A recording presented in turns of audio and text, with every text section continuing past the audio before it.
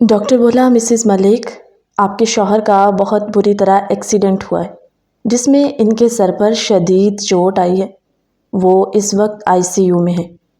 آپ لوگ جتنا جلدی ہو ہاسپٹل پہنچے۔ روحی جو ایک دم زمین پر گری، اس کے الفاظ اس کے گلے میں اٹکے۔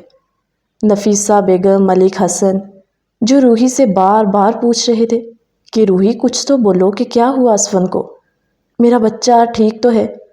روحی وہ اٹکتے سے الفاظ میں بولی، اماں جی، بابا، اسفن کو ہماری ضرورت ہے، ہمیں فوراً ہسپتال پہنچنا ہے، اسفن کا ایکسیڈنٹ ہو گیا۔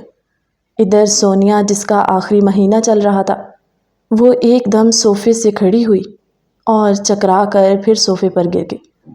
ملک ہاؤس جہاں خوشیوں بھرا ماحول ایک پل میں ماتم کدہ بن چکا تھا، ہر کوئی اپنے غم میں نڈھال تھا۔ ملک حسن نفیسہ بیگم سے بولے، آپ گھر پر سونیا کے پاس رہیں، میں اور روحی ہاسپٹل جاتے۔ سونیا بولی، بابا میں بھی چلوں گی۔ تو وہ اسے سمجھاتے ہوئے بولے، بیٹا ہم لوگ فون کر کے ساری صورتحال سے آگاہ کرتے رہیں، مگر اس وقت تم اس حال میں نہیں ہو کہ ساتھ چلو۔ روحی جلدی سے بولی، بابا جلدی کریں۔ وہ دونوں ہاسپٹل پہنچے۔ روحی نے ریسیپشن سے پوچھا کہ ملک اسفند کدھر ہیں۔ وہ جلدی سے بھاگتی ہوئی پہنچی جہاں ڈاکٹر عقیل ملے اور بولا، کیا آپ ہیں مسز ملک؟ روحی جلدی سے بولی، جی جی میں ہی ہوں۔ اسفند کہاں ہے اور کس حال میں ہے؟ کیا میں مل سکتی ہوں؟ ملک حسن نے ڈاکٹر کو اپنا تعارف کروایا، جو کسی تعارف کے محتاج تو نہ تھے۔ ڈاکٹر نے کہا، ان کا بہت بلڈ ضائع ہو گیا، جسے ارینج کرنے کی کوشش کر رہے ہیں۔ اگر آپ میں سے کسی کا میچ کرتا ہے تو ویل اینڈ گڈ، ادروائز ہم پوری کوشش کر رہے ہیں۔ نرس بھاگتی ہوئی باہر آئی اور بولی، ڈاکٹر صاحب پلیز جلدی آئیے، مریض کی حالت کافی کریٹیکل ہے۔ روحی اور ملک صاحب کے پاس سوائے صبر کرنے کے اور کوئی چارہ نہیں تھا۔ گھر سے نفیسہ بیگم کی کال آئی تو روحی بولی، اماں جی ابھی ڈاکٹر نے کچھ نہیں بتایا، آپ بس دعا کریں، آپ تو ماں ہیں اسفن کی، اور ماں کی دعا ضرور قبول ہوتی ہے۔ یہ کہتے ہوئے روحی اپنے جذبات کو قابو نہ کر سکی اور کال بند کرتے وہیں زمین پر بیٹھی تڑپ تڑپ کر رونے لگی۔ ملک حسن نے روحی کو سر پر پیار کیا، بولے، بیٹا اس وقت دعاؤں کی ضرورت ہے اسفن کو، میرا بچہ سنبھالو خود کو۔ ڈاکٹر جو کافی دیر بعد باہر آیا، ڈاکٹر کا اترا ہوا چہرہ دیکھ کر وہ دونوں گھبرا گئے اور پوچھا، ڈاکٹر صاحب اسفن کیسا ہے؟ ڈاکٹر کہنے لگا، وہی ہوا جس بات کا ڈر تھا، ملک صاحب آپ کا بیٹا ہوش میں آنے کی بجائے کوما میں چل گیا، جو اس وقت زندہ لاش کے سوا کچھ نہیں۔ حسن صاحب کو اپنی ٹانگوں سے جان نکلتی محسوس ہوئی۔ وہ گرتے گرتے دیوار سے ٹیک لگا گئے۔ جس بوڑھے باپ کا جوان اکلوتا بیٹا یوں اچانک اس کی آنکھوں کے سامنے زندہ لاش بن جائے، اس باپ کی کیفیت کیا ہوگی، یہ بات حسن صاحب سے بہتر اور کون جانتا تھا۔ روحی بولی، ڈاکٹر صاحب کیا ہم اسفند کو مل سکتے ہیں؟ وہ بولا، جی ضرور۔ حسن صاحب نے ڈاکٹر سے پوچھا کہ اس کا کوئی علاج؟ اگر باہر کے ملک بھی لے جانا پڑے تو میں لے جاؤں گا، بس آپ مجھے یہ بتا دیں کہ وہ ٹھیک تو ہو جائے گا نا؟ ڈاکٹر بولا، ملک صاحب یہ سب کہنا قبل از وقت ہوگا کہ اسفند صاحب کب ٹھیک ہوں گے۔ میں آپ کو کسی دھوکے میں نہیں رکھنا چاہتا، کیا پتہ کوئی معجزہ ہو جائے اور وہ ابھی ہوش میں آ جائے، یا ہفتے، مہینے، سال، یا پھر ساری زندگی وہ ایسے ہی رہیں گے۔ آپ چاہیں تو انہیں گھر بھی لے جا سکتے ہیں، اگر انہیں گھر میں علاج کی سہولت میسر کروا دیں۔ روحی اور ملک صاحب نے فیصلہ کیا کہ وہ اسفند کو گھر ہی رکھیں گے تاکہ سب کی زیر نگرانی اس کا علاج بھی، اور کیا پتہ اپنوں کا احساس اسے جلد ہوش کی دنیا میں واپس لے آئے۔ اسفند کا جوان وجود اسٹریچر پر لٹا کر وہ اسے ایمبولینس میں منتقل کرنے لگے کہ روحی اور ملک حسن دیکھ کر تڑپ سے گئے۔ ایمبولینس کی آواز سن کر نفیسہ بیگم کا دل ایک دم دھڑکنا بھول گیا۔ جب وہ بوڑھی ماں بھاگتی ہوئی گھر کے مین دروازے پر گئی تو آگے سے ایمبولینس والے بولے، پلیز راستہ دیں۔ سونیا جس کی طبیعت خراب ہونے لگی تھی، ادھر اسفند کو اٹھائے وہ گھر میں داخل ہوئے اور روحی نے آگے بڑھ کر سب کچھ ایک کمرے میں سیٹ کروایا۔ ایک ڈاکٹر اور نرس کو گھر پر رکھا گیا جو ہر وقت اسفند کے پاس موجود رہیں گے۔ نفیسہ بیگم بولی، کوئی مجھے بھی بتائے گا کہ میرے جگر کے ٹکڑے کو کیا ہوا؟ اب ساری بات وہ نفیسہ بیگم کو بتا چکی تھی۔ وہ سب اس کے گرد کھڑے تھے مگر اسفند بے سدھ سا پڑا ہوا تھا۔ اچانک روحی جس کا سر چکرایا اور وہ خود کو سنبھالتی وہیں بیٹھ گئی۔ مسلسل 7 سے 8 گھنٹے وہ ہاسپٹل کی بھاگ دوڑ کرتی رہی۔ خیر رات گزر گئی۔ اسی طرح پریشانی میں سارا گھر سوگوار سا ہو گیا تھا۔ سونیا جو اپنے کمرے میں بیٹھی الماری سے اپنے بچے کے کپڑے، اس کے کھلونے اور وہ ساری چیزیں دیکھ کر رو رہی تھی جو اسفند نے خود خرید کر پوری الماری کو بھرا ہوا تھا۔ وہ سوچ رہی تھی کہ جب ہمارا بچہ اس دنیا میں آئے گا تو اسفند اسے دیکھ پائیں گے بھی یا نہیں۔ وہ بڑی مشکل سے اٹھتی ہوئی اسفند کے کمرے میں گئی۔ کافی دیر اس کے پاس بیٹھی رہی۔ اسفند کا ہاتھ اپنے ہاتھوں میں لیے وہ باتیں کرتی رہی اور بولی، اسفند جی پلیز اٹھ جائیں نا، دیکھیں ہمارا بیٹا اس دنیا میں آنے والا ہے اور میں چاہتی ہوں سب سے پہلے آپ اسے گود میں اٹھائیں۔ سونیا کو پیٹ میں بچے کی حرکت محسوس ہوئی تو اس نے اسفند کا ہاتھ اپنے پیٹ پر رکھا اور بولی، آپ محسوس تو کر سکتے ہیں نا، یہ آپ کا بچہ ہے، اس کے لیے اٹھ جائیں۔ سونیا اسفند کے کندھے پر سر رکھے رونے لگی کہ جب اسے ایسا محسوس ہوا جیسے اس کے ہاتھ میں اسفند کا ہاتھ ہلا ہو۔ وہ فوراً جھٹ سے اٹھی اور اسے لگا کہ یہ اس کا وہم ہے، مگر پھر اس نے اپنی آنکھوں سے دیکھا جب اسفند نے اپنے ہاتھ کی انگلی تو سونیا جلدی سے شور مچانے لگی۔ اسفند کو ہوش آ رہا ہے۔ جیسے ہی یہ آواز باہر سب کے کانوں میں ٹکرائی تو وہ بھاگتے ہوئے کمرے میں آئے۔ ڈاکٹر جو جلدی سے اسفند کا چیک اپ کرتا بولا، مس سونیا آپ کی کوششیں رنگ لے آئی ہیں، اسفند صاحب کا دماغ کافی حد تک ریکور کر رہا ہے، انشاءاللہ یہ خوشی کی خبر ہے اور امید ہے وہ بہت ہی جلد مکمل صحت یاب ہو جائیں گے۔ یہ بات سب میں امید کی نئی کرن جگا گئی۔ صبح ہوئی تو ملک حسن بولے، آج میں اسفند کا صدقہ دوں گا، صدقہ 100 بلاؤں کو ٹالتا ہے۔ وہ 2 بکرے اسفند کے صدقے کے ذبح کروا کر لائے، وسیع کھانا بنایا اور غریبوں میں تقسیم کروا دیا۔ آج اسفند کو یوں بستر پر لگے 1 ہفتہ ہونے والا تھا۔ اب اس کی طبیعت میں کافی بہتری آئی تھی۔ وہ باتوں کو سنتا اور چہرے پر تاثرات بھی دیتا تھا۔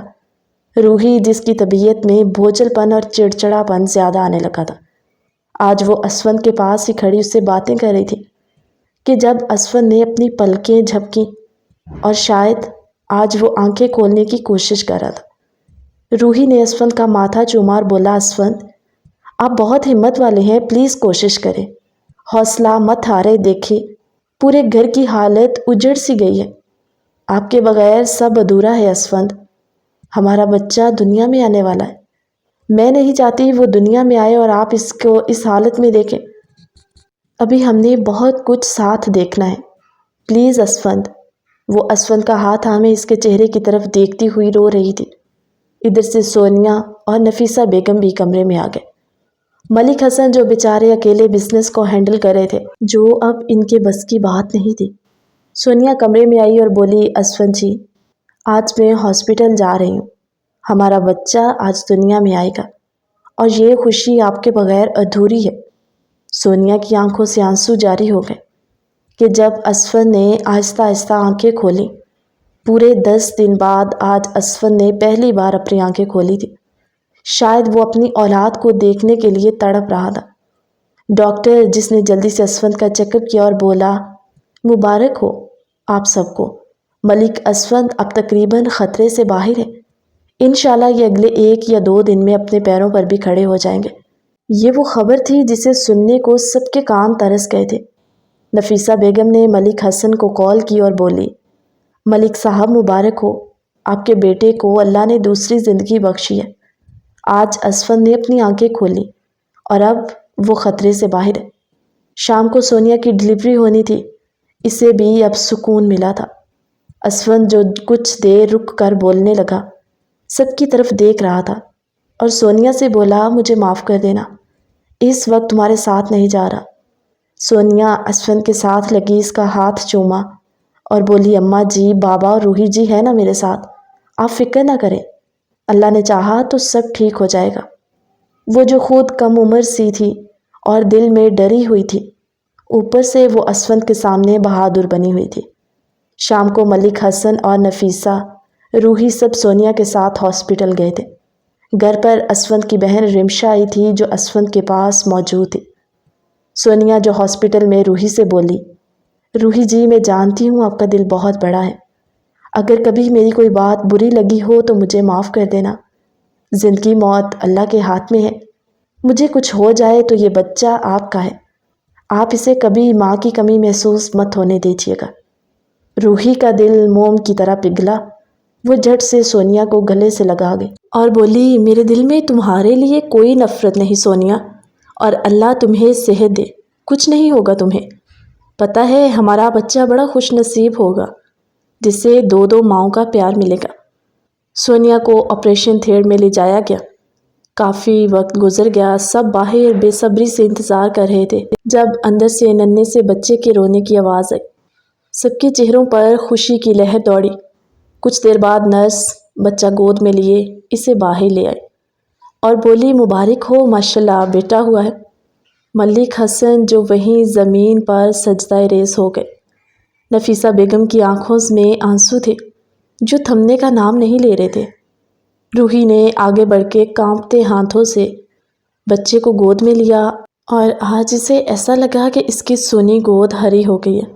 وہ بچے کو چومتی ہوئی اسے نفیسہ بیگم کے پاس لے گئی۔ روحی نے رمشا کو ویڈیو کال کی اور کہا، اسفند کو سامنے کرو تاکہ وہ اپنی اولاد کو دیکھے اور اپنے قدموں پر کھڑا ہو سکے۔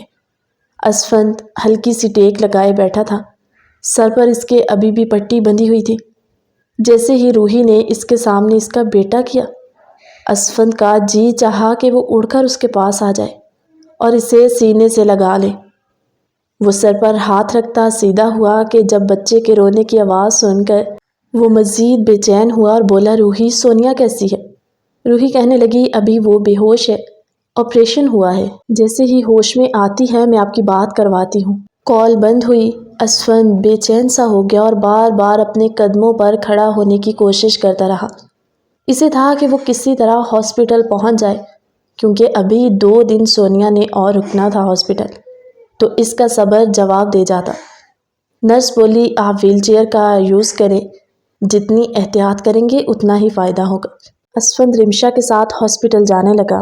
راستے سے وہ پھولوں کا گلدستہ اور مٹھائیاں لے کر ہاسپٹل پہنچے تو سب اسفند کو دیکھے حیران رہ گئے۔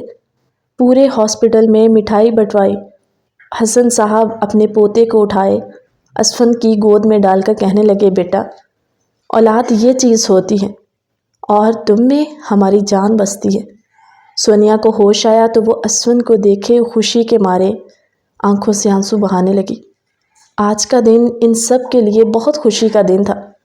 2 دن بعد جب گھر لوٹے، بہت شاندار طریقے سے سونیا اور بچے کا ویلکم کیا گیا۔ اب اسفند اپنے پاؤں پر چلنے لگا تھا کہ ملک حسن صاحب کہنے لگے، بھئی بہت رو دھو لیا سب نے، اب اللہ نے ایک ساتھ 2 خوشیاں دی ہیں تو گھر میں ایک جشن تو ہونا چاہیے۔ روحی جو اس وقت اپنے کمرے میں تھی، اسے اپنی طبیعت کافی دنوں سے بوجھل سی محسوس ہو رہی تھی کہ اچانک اسے ابکائی سی محسوس ہوئی۔ وہ کمرے سے باہر نکلی اور سوچا تھوڑی دیر تازہ ہوا میں پھروں تاکہ طبیعت تھوڑی سنبھل جائے۔ وہ سیڑھیاں اترتی نیچے آئی جہاں سب موجود تھے، چائے پینے لگے تھے، لیکن جب روحی نے چائے کا کپ منہ کو لگایا تو اسے لگا اسے ابھی متلی آ جائے گی۔ اس نے کپ رکھا تو نفیسہ بیگم بولی، کیا بات ہے روحی، تمہاری طبیعت ٹھیک نہیں لگ رہی، چہرہ بھی کافی زرد پڑ رہا ہے۔ اسفند جو گود میں بچے کو لیے بیٹھا تھا روحی کی طرف دیکھ کر بولا، روحی آئی اوکے، ڈاکٹر کے پاس چلیں؟ وہ بولی، پتہ نہیں اماں جی، کافی دنوں سے چکر سے بھی محسوس ہو رہے اور جی بھی بہت متلا رہا ہے۔ روحی کی باتوں پر نفیسہ بیگم بولی، روحی میرے بچے، لگتا ہے اللہ نے ہماری آزمائشیں ختم کر دی۔ روحی بولی، میں سمجھی نہیں۔ تو وہ بولی، لگتا ہے تم ماں بننے والی ہو۔ روحی کو ایک دم شوق سا لگا، اس سے اپنے کانوں پر یقین نہیں آ رہا تھا۔ کہا، سچ میں اماں جی میں ماں بن سکتی ہوں؟ وہ خوشی اور غم کے ملے جلے جذبات سے بولی۔ تو نفیسہ بیگم بولی، تم ایک بار ڈاکٹر سے تسلی کروا لو۔ روحی بنا وقت ضائع کیے ہاسپٹل جانے لگی تو اسفند بولا، رکو روحی، میں بھی ساتھ چلتا ہوں۔ وہ دونوں گاڑی کی پچھلی سیٹ پر بیٹھے تھے۔ ڈرائیور گاڑی ڈرائیو کرتا انہیں ہاسپٹل لے گیا، جہاں روحی نے اپنا چیک اپ کروایا۔ ڈاکٹر بولی، مسز ملک، ہمارا علاج کامیاب رہا، آپ ماں بننے والی ہیں۔ اس خبر پر روحی کو سمجھ نہیں آ رہی تھی کہ ہنسے یا روئے۔ وہ چہرے پر مسکراہٹ لیے آنکھوں سے آنسو بہا رہی تھی۔ جب باہر بیٹھے اسفند کو اس نے یہ خبر دی تو اسفند، جس کی خوشی سنبھالے نہ سنبھلنے والی تھی، وہ بولا، روحی، اللہ نے تمہارے صبر کا پھل تمہیں دیا۔ جتنی قربانیاں تم نے دی ہیں، یہ اللہ کا انعام ہے ہمارے لیے۔ روحی، آج لگتا ہے کہ اللہ نے سچ میں ہماری زندگی کو مکمل کر دیا۔ گھر گئے سب کو یہ خبر دی۔ نفیسہ بیگم بار بار روحی کو گلے لگا رہی تھی، اس کے صدقے اتار رہی تھی۔ حسن ملک نے اسفند کو گلے لگایا اور بولے، بیٹا، تم جیسا نیک اور فرما بردار بیٹا، جس نے ہر وقت اپنے والدین سے دعائیں لی ہوں، اور اب وہ دعائیں تمہاری زندگی میں رنگ لے آئی ہیں۔ سونیا، جس نے روحی کو گلے مل کر مبارکباد دی اور بولی، روحی جی، ہمارا اب ایک نہیں بلکہ دو بچے ہوں گے۔ سب زوردار کہکے سے ہنسے۔ اسفند، جس کی طبیعت کافی بہتر ہو رہی تھی، اس نے آفس جانا بھی سٹارٹ کر دیا تھا۔ وقت گزرتا گیا اور روحی کی ڈیلیوری کے دن بھی قریب آ گئے۔ گھر میں بہت تیاریاں ہو رہی تھیں۔ اسفند نے ایک کمرہ اپنے بچوں کا سیٹ کروایا، جس میں اس نے دنیا جہان کی چیزیں بھر دی۔ اسفند اور سونیا کا بیٹا ازلان اب چلنے لگا تھا۔ روحی، جو ڈرائنگ روم میں سب کے ساتھ بیٹھی تھی کہ اسے اچانک درد شروع ہوا۔ روحی وہیں درد سے کراہتی رہ گئی۔ اسفند اور ملک حسن آفس میں تھے۔ گھر میں نفیسہ بیگم، سونیا اور ملازم ہی تھے۔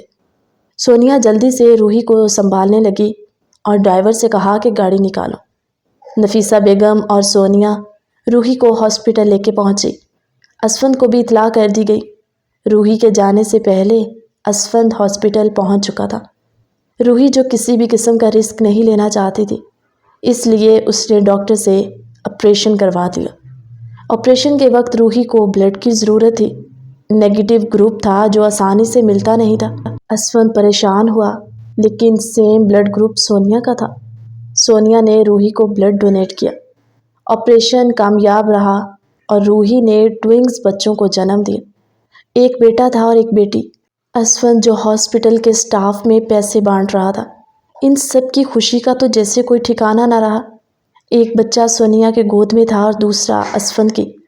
اللہ تعالیٰ نے روحی کے صبر کا اور اس کی اچھائی کا بدلہ اسے بہترین عطا کیا۔